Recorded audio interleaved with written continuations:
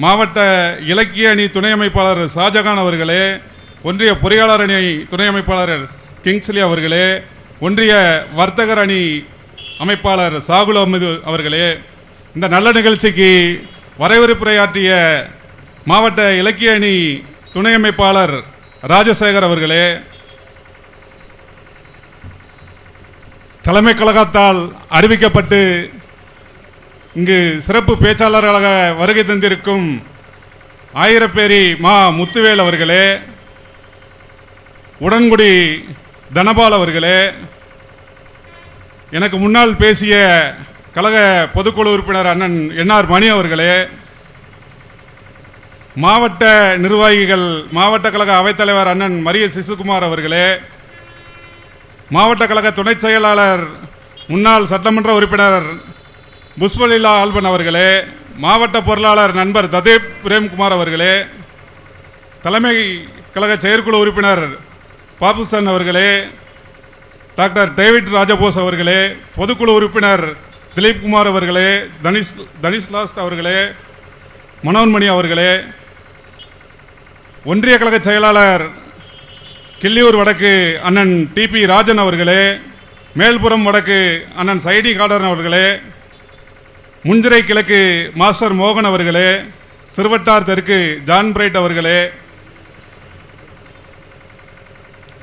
கிள்ளியூர் தெற்கு அண்ணன் கோபால் அவர்களே, கொல்லங்கோடு நகரம் அண்ணன் ரமேஷ் அவர்களே, குளித்துறை நகரம் அண்ணன் வினுகுமார் அவர்களே, மற்றும் அணி அமைப்பாளர்கள் மாவட்ட இளைஞரணி அமைப்பாளர் நண்பர் ஜெகநாதன் அவர்களே, மாணவர் அணி வின்சர் அவர்களே, பொறியாளர் அணி அண்ணன் வீரவர்கீஸ் அவர்களே, விவசாய அணி ஜஸ்டின் விஜயகுமார் அவர்களே, கலை இலக்கிய பகுத்தறிவு பேரவை ராஜேந்திரன் அவர்களே, வர்த்தகர் அணி அமீன் அவர்களே, மீனவர் அணி ஜமால்ட் அவர்களே, தொண்டர் அணி ஜெயசேகர் அவர்களே, சிறுபான்மையினர் நல உரிமை பிரிவு அணி டர்வின் கான்ஸ்டன் அவர்களே, அயலக அணி பாலூர் தேவா அவர்களே, சுற்றுச்சூழல் அணி ஜான்சி சேவியர் அவர்களே, மற்றும் ஐடி விங்ஸை சேர்ந்த இந்த விளவங்கோடு தொகுதி பொறுப்பாளர் ரூபின் தியா அவர்களே, அஸ்வின் கிருபா அவர்களே, இறுதியாக நன்றி உரை கூறவுள்ள மாவட்ட அமைப்பு சாரா ஓட்டுநர் அணி துணை அமைப்பாளர் சுபின் சிங் அவர்களே, பெரியோர்களே, தாய்மார்களே, முத்தமிழறிஞர் கலைஞர் அவர்களின் அன்பு உடன்பிறப்புகளே, உங்கள் அனைவருக்கும் இனிமையான மாலை வணக்கத்தை தெரிவித்துக் கொண்டு இந்த கண்டன பொதுக்கூட்டம் பாரதிய ஜனதா கட்சியோட பயம் என்ன பயன் கேட்டீங்கன்னா, இன்னைக்கு இந்த இந்திய திருநாட்டிலேயே பாரதிய ஜனதா கட்சியை எதிர்க்கின்ற ஒரே தலைவராக நமது தலைவர் முத்துவேல் கருணாநிதி ஸ்டாலின் அவர்கள் இருக்கிறார்கள். அவர்களுக்கு இந்த இந்தியாவிலேயே ஒருங்கிணைக்கிற ஒரு இந்தியா கூட்டணியை ஒருங்கிணைத்த ஒரே தலைவர் நமது தலைவர். அதே போல இப்ப பாத்தீங்கன்னா உதயன் உங்களுக்கு தெரியும், கிட்டத்தட்ட அவர் மேல இந்தியா ஃபுல்லா எக்கச்சக்கமான வழக்கை தொடுத்தார்கள். என்ன காரணம் கேட்டீங்கன்னா, நம்ம சமூக நீதியை அந்த காலத்திலிருந்து தூக்கி பிடித்துக் கொண்டிருக்கிறோம். ஆனால் அவர்கள் சனாதனத்தை அவர்கள் பேசிக் கொண்டிருக்கிறார்கள். ஆக இன்னைக்கு அந்த இந்தியா ஃபுல்லா இந்த சமூக நீதியை கொன்று சேற்றது அண்ணன் உதயநிதி ஸ்டாலின் அவர்கள். கிட்டத்தட்ட பல மாநிலங்கள் இன்னைக்கு விழித்துக் கொண்டார்கள். பாரதிய ஜனதா கட்சியை பொறுத்தளவுக்கு எப்படி ஆட்சிக்கு வந்தது என்பது உங்கள் அனைவருக்கும் தெரியும். 2014ஆம் ஆண்டு கார்பரேட் நிறுவனங்களால் ஒன்றை உருவாக்கி பாரதிய ஜனதாவை இங்க இந்தியா ஃபுல்லா அன்றைக்கு ஆட்சி செய்வதற்கு ஏற்பாடு செய்தது யாருன்னு கேட்டீங்கன்னா கார்பரேட் நிறுவனங்கள். பாரதிய ஜனதா கட்சியை பொறுத்தளவுக்கு அவங்களுக்கு மக்கள் மீது அக்கறை கிடையாது. அவர்களை ஆட்சியில் அமைச்ச அந்த கார்பரேட் நிறுவனங்களுக்காக தான் அவர்கள் வேலையை பார்ப்பார்கள். உங்களுக்கெல்லாம் தெரியும் என்ன சொன்னாங்க, டிவியில் எல்லாம் விளம்பரம் கொடுத்தாங்க.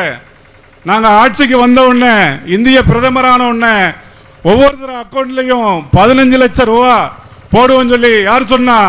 இந்த பாரத பிரதமர் சொன்னாரு. கிட்டத்தட்ட 15 வருஷம் ஆயிட்டு. ஒரு 15,000 யார் அக்கௌண்ட்ல போட்டிருக்காரா? கிடையாது. பாரதிய ஜனதா கட்சினாவே அது ஒரு பொய்யான கட்சி. அதை நீங்க எல்லாம் மக்கள் இடத்துல நீங்க எடுத்து சொல்லணும். என்ன சொன்னாரு? நான் ஒரு ஏழை தாயின் பையன், நான் ரயில்வேல குஜராத்ல டீ கடை வச்சிருந்தேன் அப்படின்னாரு. இப்ப என்ன செஞ்சாரு? முதலையாவது ஒழுங்கா டீயை வித்துக்கிட்டு இருந்தாரு. அந்த கார்பரேட் நிறுவனங்கள் அவங்க வாழ்றதுக்காக இந்த ஆளை இங்க கொண்டு வந்து குஜராத்தில் 5 முறை அவர் முதல்வர் குஜராத்தில் தேனாரும் பாலாரும் ஓடுதுன்னு சொல்லி அவங்கள வளர்க்கறதுக்காக அதானிகளும் அம்பானிகளும் அவங்கள வளர்க்கறதுக்காக இந்த ஆளை கொண்டு இங்கே கொண்டு விட்டு இவன் என்ன செஞ்சான்? நம்மகிட்டலாம் ஆசைவாதத்தை கூட்டினான். நம்மளை ஏமாத்தணும்னா நம்மள ஆசையை தூண்டணுங்கிற மாதிரி 15 லட்சம் அவங்கவுங்க அக்கௌண்ட்ல போடுவோம்னு சொல்லிட்டு ஏழை பாலை மக்கள் பணத்தை திருடி அப்படியே நீங்க உங்களை உருவாக்கின பண முதல்களுக்கு கொடுத்து தள்ளுபடி செய்தவர் தான் இந்த பிரதமர் மோடி அவர்கள். நீங்க எல்லாம் அதை தெளிவா தெரிஞ்சிருக்கணும். வேற ஒண்ணும் வேண்டாம். ஒரு உதாரணத்துக்கு ஒண்ணு சொல்றேன். இந்தியாவில் இருக்கிற ஏழைகள் அனைவரும் வங்கியில கணக்கு ஆரம்பிக்கணும், நீங்க வங்கி கணக்கு ஆரம்பிக்கணும் சொல்லி சொன்னாரு. உடனே பாவப்பட்ட மக்கள் எல்லாமே பரவாயில்ல நமக்கு அந்த 15 லட்சத்தை போட்டுருவாருன்னு சொல்லிட்டு 500 ரூபா மினிமம் பேலன்ஸுக்கு அப்போ எஸ்பி அக்கௌண்ட்டுக்கு எவ்வளவு 500 ரூபா கட்டணும். அந்த 500 ரூபா கூட இல்லாத மக்கள், நம்ம மக்கள் தமிழ்நாட்டு மக்கள் மட்டும் கிடையாது, இந்தியாவில் உள்ள ஏழை மக்கள் அனைத்து மக்களுமே பக்கத்து வீட்டிலலாம் வாங்கி அக்கா நான் ஒரு 200 ரூபா வச்சிருக்கேன், ஒரு 300 ரூபா கொடுக்கா, அடுத்த வாரத்தில் மோடி 15 லட்சத்தை போட்டு வருக்கா, உனக்கு வட்டியோட தாரக்கான்னு சொல்லி இந்த ஆள் பேச்சை நம்பி இந்தியா ஃபுல்லாக அக்கௌண்ட் ஆரம்பிச்சாச்சு.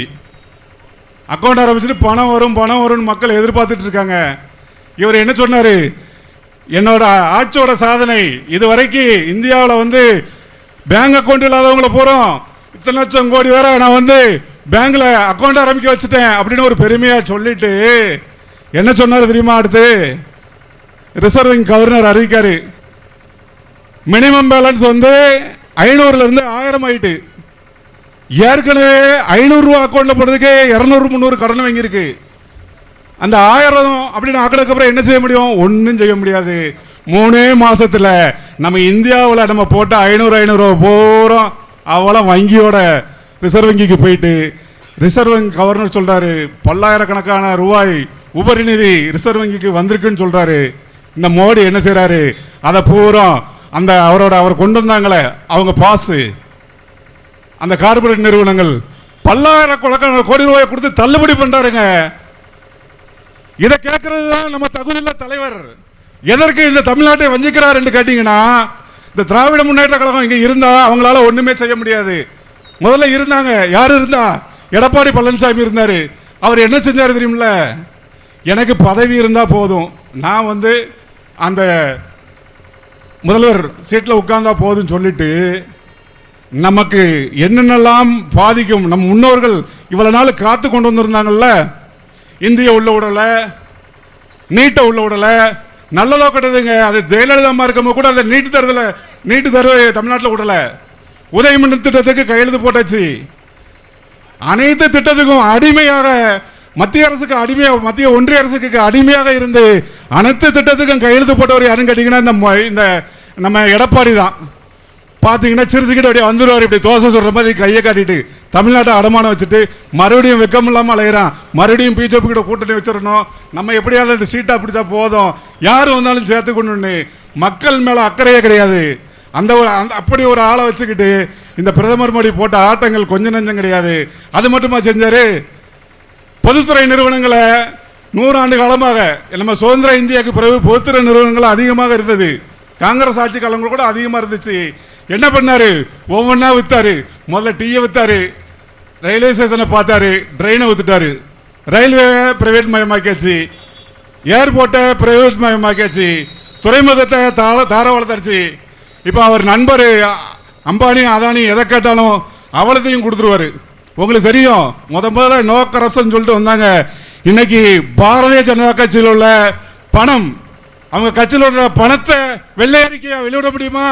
அண்ணாமலை தெரு தெருவா பேசுறீங்க, பொய்யா பேசிட்டு போறீங்க. நீ வெள்ளை அறிக்கை வெளியிடு பார்ப்போம்.